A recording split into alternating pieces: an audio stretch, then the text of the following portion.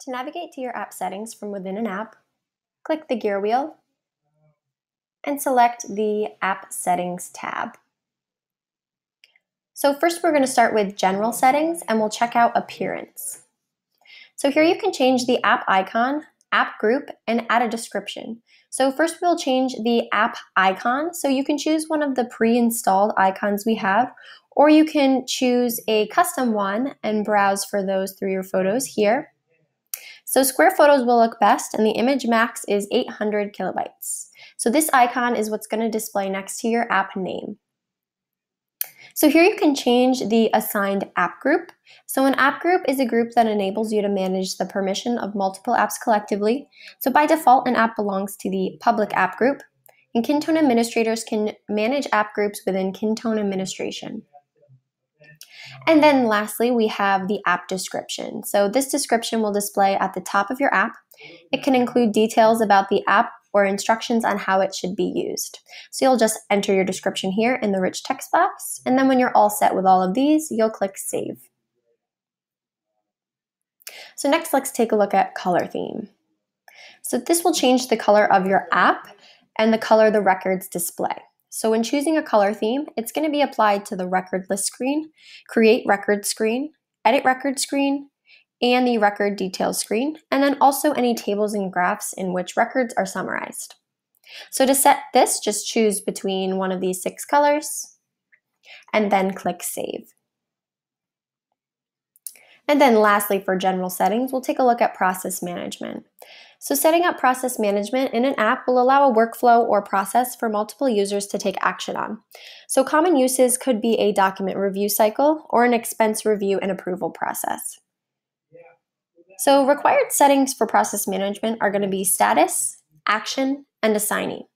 So the status, this will indicate the current status of the record. Examples for this would be in progress, maybe under review, or completed. So an action, so this refers to the operation of changing the status of the record. So what happened that is allowing the assignee to change this to the next status? So if you're working on a record in progress, the action may be to send for review. Then the status would be under review, and then the next action for the assignee could be send back or approved. And then lastly, assignee. So this is the user who is allowed to take those actions. So one or more assignees can be set for each status. So to start your configuration, first you're going to want to decide on your statuses. So here we have a very simple setup of just not started, in progress, and completed. So assigning list for not started, down here when we get started setting up our flow. So you can choose between set to anybody or created by, which would be who created the record. So this is just for you to know who initiates the record to start the process. And then next, if we follow over here, next we have branch criteria. So this will help you filter out records to show different options based on a field. So you don't necessarily have to set up branch criteria if for all the records you need to take certain actions on, but just if there's a specific, like if this field equals this, then there's these options. And if this field equals this, then here are some different options that you'd have to take for that. So branch criteria is a nice added feature for this, but it's not required when setting this up if all your records need to have the same options for the next step. So next we have the status after the action is taken, and then you can type in the action name.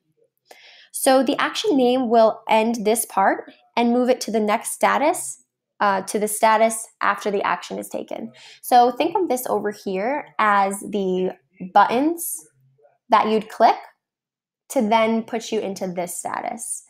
So I click one of these buttons and it'll take me to this next. So then we'll go down to this next line and we would choose that next status in progress. So basically now we're saying, okay, set to anybody. If I click this start button, it's going to take me to in progress. And now we'll hop down here and check out what's going to happen when that status is in progress. So what we'll do next for in progress is who do we want to be in charge of taking that next step? So you can either type in a user group or department here, or you can add one of your fields within your app for selection for that automatic assignee for that. So a good example of this is if you have an assignee field that's user selection, you can have it automatically be assigned to whoever's listed in that assignee field. And then we'd hop over here. Do we need branch criteria? Yes or no? And then what's the next action that this person in this status is allowed to take?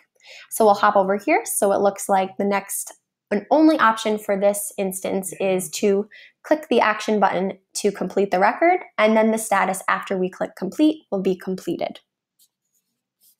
And then for longer ones, you'll just add in the next statuses depending on what other actions you'd want to have. So if we added another option here, over here, we could populate it into here, and then when this is selected, we just have to add another process for that next status. So when you're ready to activate this, you will click the Enable Process Management button up here and then click Save and go ahead and update your app.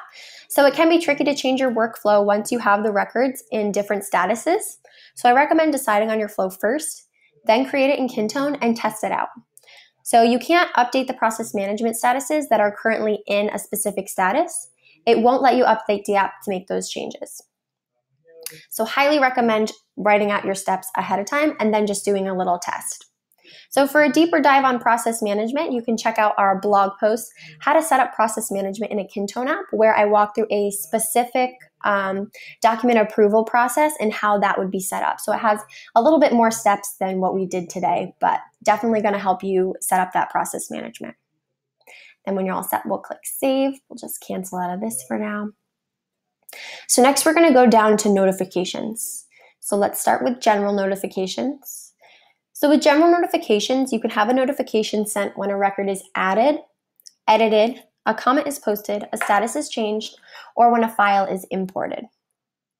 So you can add the user, group, or department you want to be notified, and then you just check the boxes for what you want notifications to be sent. And then just click X to the end to remove that notification.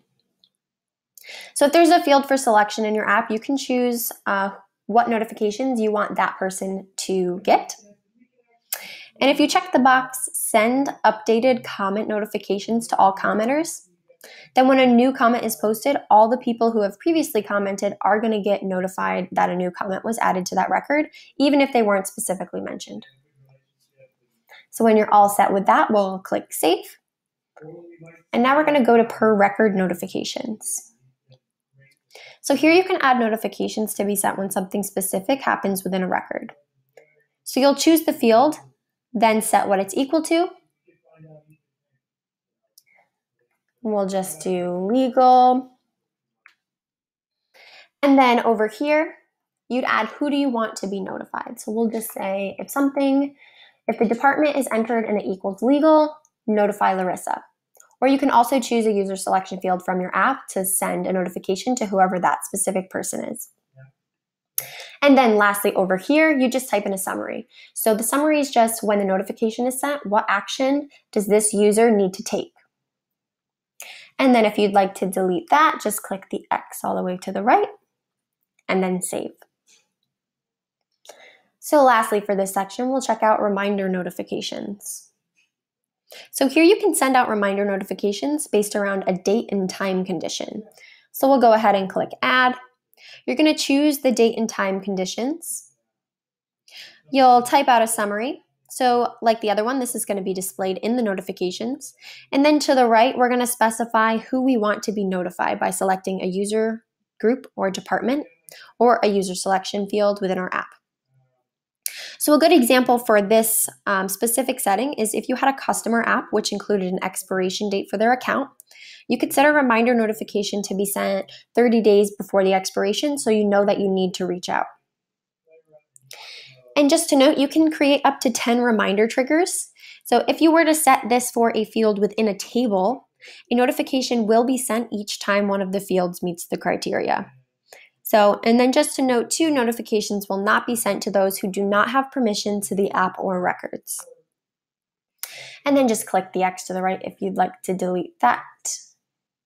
And we'll save. So next we'll hop over to the customization and integration section, and we'll start with plugins. So a plugin is a software module that you can install into an app to enhance its capabilities. So here's where you'll add the plugin to your app. So in order to add a plugin to the app, first, a Kintone administrator must install the plugin to Kintone administration. So once you have the plugins installed into the platform, we'll go ahead and click New, select whichever plugin you'd like for this app, and click Add. And then right here, you're going to see the name. You can change the settings here, and then you have the description. So now all you need to do is configure the settings for the plugin. So we'll click the gear wheel. And then the settings for every plugin are going to be different, and you also may need to add fields to your form to complete whatever settings need to be set for that specific plugin. And then when you're all set with your settings for the plugin, we'll click Save. And then your plugin will be working. So now we'll go back to our settings. We'll check out JavaScript and CSS customization. So here you can upload files you created to Kintone to customize your app. So prior to development, make sure you check out these JavaScript coding guidelines in our developer network. So JavaScript and CSS customization are not covered by Kintone support. However, you can check out our developer network for insights from other Kintone developers. So if you have some customization you'd like done by our team, just reach out to support@kintone.com and someone will get you in touch with the right person to schedule a scoping call. Once you're all set in here, we'll click Save. Let's check out API token. So use the API tokens to grant access to specific apps through the Kintone REST API. So the REST API provides functions to retrieve record information, add, update, and delete records, and upload and download files. So we'll click Generate. Then here's your API token. And over here, you can check the different boxes to grant different permissions for this token. Click the trash can all the way to the right to delete. And then we just click Save. So if you have questions or would like more info on API tokens and the Kintone REST API, please visit the Kintone Developer Network. And then lastly, for this section, we have webhooks. So you can utilize the webhook feature to connect to services outside of Kintone. So it allows data in a record of an app to be sent to a particular endpoint in a certain format. The Kintone webhooks is a good way to send data to an endpoint without the use of coding. So setting up a webhook will only involve stating an endpoint and the timing you would like the data to be sent. You would, though, have to set something up on the endpoint side so that this data could be caught and be used to your advantage. So if you'd like to do this without coding, you can use a cloud service like Zapier or Microsoft Flow to catch the Kintone webhook data and connect it to other services. So to add a webhook, we are going to click plus.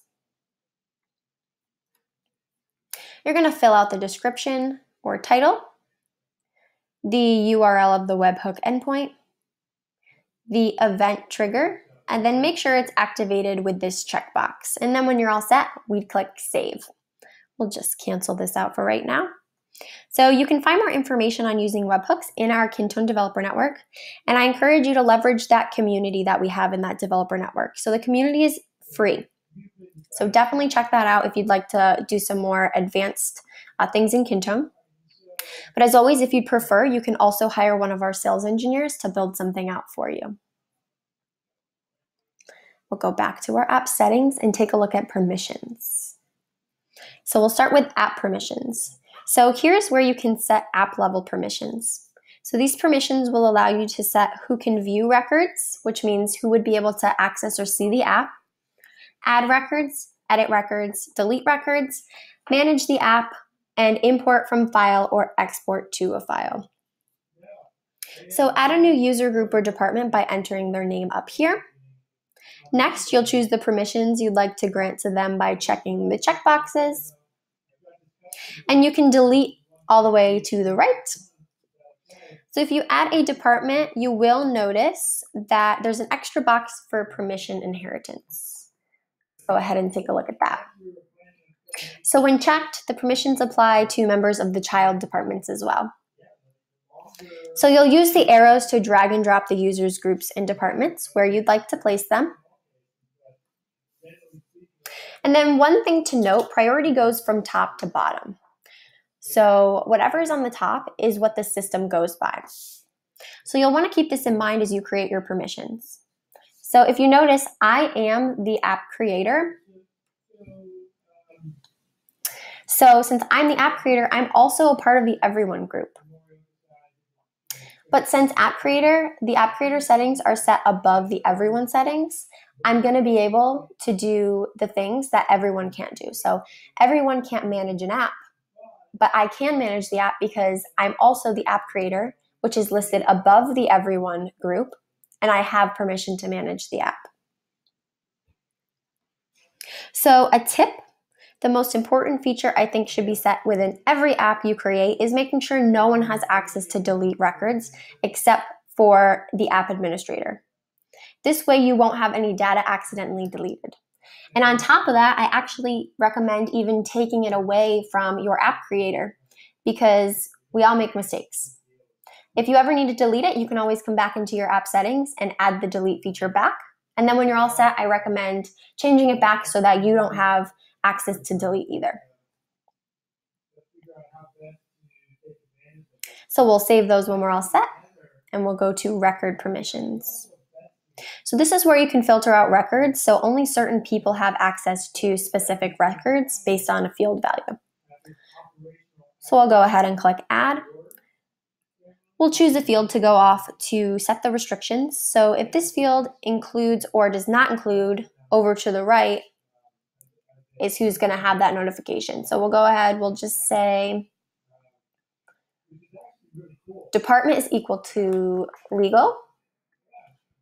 So I only want myself to be able to see those records and to edit those. I don't want anyone else to be able to do anything with them. So now if we save this, if the department is equal to legal, only I can see it. So one thing to note is you can also reorder the permissions here. So we'll add in another name.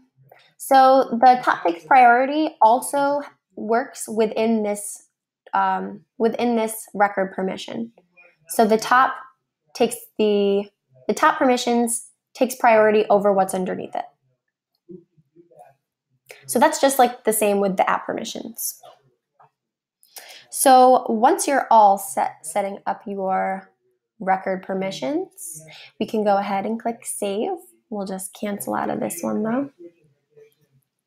So lastly, for our permissions, we have field permissions. So before we go into this, just want to note that not only does the specific setting set in the app have priority on what's on top, it also has priority between the app level, the record level, and this last field level. So not only do the individual permissions have top-down priority, but these three permission levels do too. So app level takes priority over record level, and the record level takes priority over field level. So even if someone has something so they can view everything in those record permissions, if they don't have access to view the app in the app permissions, then it doesn't matter what the record permissions say because top takes priority. That app setting permission is going to take priority over what's in that record permission setting. So now lastly for this field settings. So this is where you can block specific fields from being seen by certain people. So even if they can see the record, they will not see the field you restrict access to here. So a good example for this is if you have social security numbers or credit card numbers in an app. So you may want to limit the people who can see that information. So to add one here, we'll just click add. You'll choose the specific field that you would like to hide from the dropdown. And then over here, just like the ones before, you're going to decide who has permission to view this. You'll click X all the way to the right to delete, and when you're all set, we'll click save. So always remember that top takes priority when setting your app permissions. So now let's take a look at our advanced settings. So categories.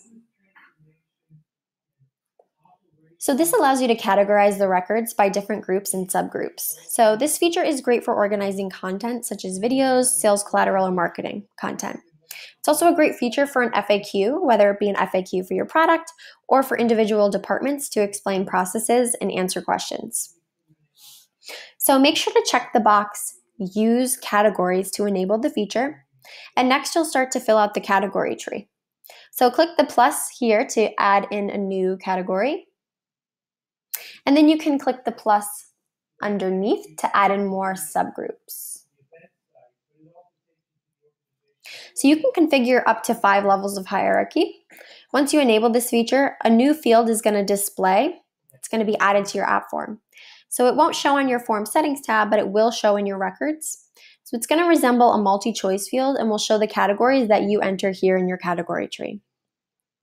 So when viewing your records in a list view, your categories will also display on the left side so you can quickly navigate to the records within those categories. So just to take a quick look, I pulled up this other app that does have categories displayed. So this is what your categories look like on the side. And then if you go ahead and click into the record,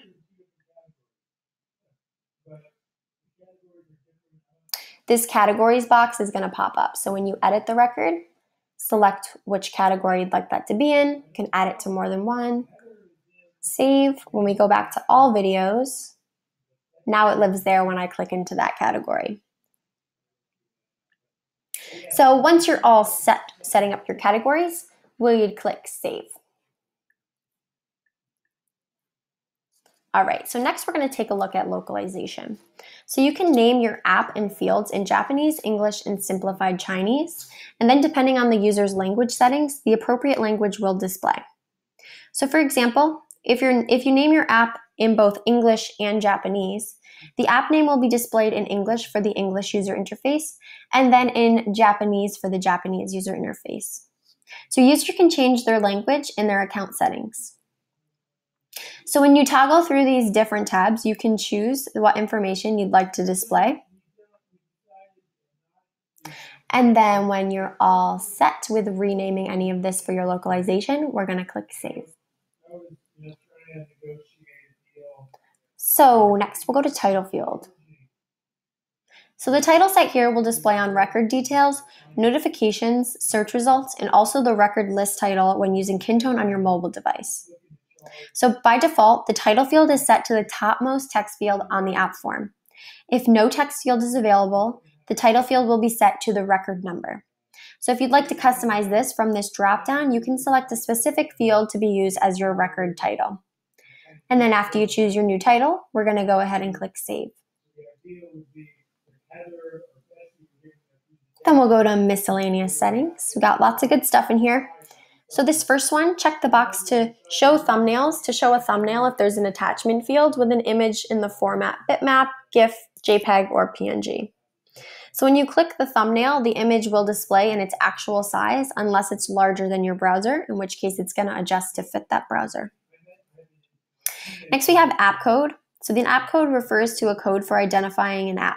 So the app code set will be reflected in record numbers. For example, if I put this app code as customers, which I did already do, then the record number for this would be Kintone-1. And for my second record I added in, not Kintone, customers. So it's going to say customers-1, that's going to be the record number. When I add in my second record, it's going to be customers-2. So if you don't have an app code set, it's just going to be record number 1, record number 2, record number 3. But when it is set, you have customers-1, customers-2, and so on. So a record number with an app code also turns into a link when written in Kintone apps or spaces, and it's going to take you to that specific record. So if I go to a space and I type in customers-1, if I click into that, it's going to take me to that first record in this customer's app. So please note, once this is set, it cannot be changed. As you can see here, I've already set mine, so I can't change that up. It must be unique across apps, and the code must start with a letter. So it can contain up to 64 letters and numbers. So next we have bulk deletion. So if you enable bulk deletion of records, then anyone with permission to delete records will have the option to bulk delete. So to use bulk deletion, you would first enable it here. Then save and update your app. Open up a view which includes the records you'd like to delete. Click the ellipses to the right. and then you'd click bulk delete. So a new option will be there. It's the same spot where you export records. So this feature is disabled by default, and I highly recommend keeping it disabled until you need it, and then immediately disable it. So you can't undo deletion of records, so it's super important to remember. So next we'll do change history. So by default, track change history of records is enabled. So this allows you to see the history of a record, see any changes that have been made to it, who made those changes, and it also allows you to restore it to a previous version. So to view history, you just open up a record and click the clock icon to the right under the comment icon. So if you disable this feature, then all of the history for your records is going to be deleted. And then also by default, enable comments is enabled. So this allows users to comment on the side of records. And if you don't want anyone commenting on records, you'll just uncheck this box to disable that feature. So next over here, we can set the significant digits of numbers and round. So total number of digits, here you can specify the maximum total number of digits, that includes the decimal part, between the integer 1 to 30. And then number of decimal places to round, set an integer between 1 and 10. Rounding, so you'll select the rounding method for the decimal part, choose round to the nearest even number, round up, or round down. So when this setting is changed, the number and calculated fields in an app will update to reflect what is here the next time the record is updated. So you will have to edit that record and then save again for it to update to whatever new settings you set. And then lastly, changing the first month of the fiscal year. So when using the graph or sum feature, you can summarize data per quarter with the value in the date and time field. So by default, the first month is set to January. So when you're all set making these changes, we're going to click Save. So next we have actions. So with app actions, users can create a new record in a destination app containing details from this original source app. So this is done via a button in the source app. So to create a new action button, we'll click New. You're going to enter the title of your action. The source is the current app, so you won't need to enter that. Next we have Target. So this is the app you'd like to push the information from this app into. Field mappings, the information in which the fields in this app need to be placed on what fields in that target app. And you can add more by clicking this plus icon. And then lastly for this, available to. So only the people listed here will be able to see that action button within the app. So these are the only people who can use the feature. So to edit an action, you'd go ahead and click the pencil icon. And then here we'd see the name, who it's targeting. So for this example, a good example for an action button is, this is a customer app. So I have an action button called Create Activity Log. So that's the button that I'm clicking. And what it does is it pulls the customer information from the customer's app. It pulls a few things over to the Activity Log app so that I can log the specific activity I had with that customer in the Activity Log app. So I think for this one, we have it pulling over company name. So if I click Create Activity Log, it's going to automatically pull over that company name into that other app. And then if you'd like to delete, we just click the trash can over to the right. And then we'll go back to settings. So our last section that we have is management. So we'll start with preview. So use this feature to test your app before updating. When using this function, none of the data you create or edit is saved in the app. So simply just to preview what it's going to be. So notice our categories. If we enable that here, and click preview. So notice our categories that we created. Those display here in our preview. So we can take a look at what that looks like. So you may not be able to test all the features set. So for example, you need to update the app before testing process management or actions. So preview allows you to see the basic outline of the app, but for certain things like the process management or the action button, you will need to update the app to test out those changes. And then lastly, we have delete this app. So here you will delete your app if it's no longer useful to you and your team. Once you delete an app, you can't undo it. So apps referred to as data source apps by other apps or templates, those can't be deleted. So you're going to get an error message if you have something linked to it. So to delete those apps, you will need to remove the field or field settings for that. And then once you're all set and you're totally positive that you want to delete the app, you'll go ahead and click delete, but we won't do that here for this one. So this concludes your training for app settings. So just make sure at the end when you're all done with setting up your new app settings, you click update app for them to take into effect. So thanks for watching today's training on the features of app settings.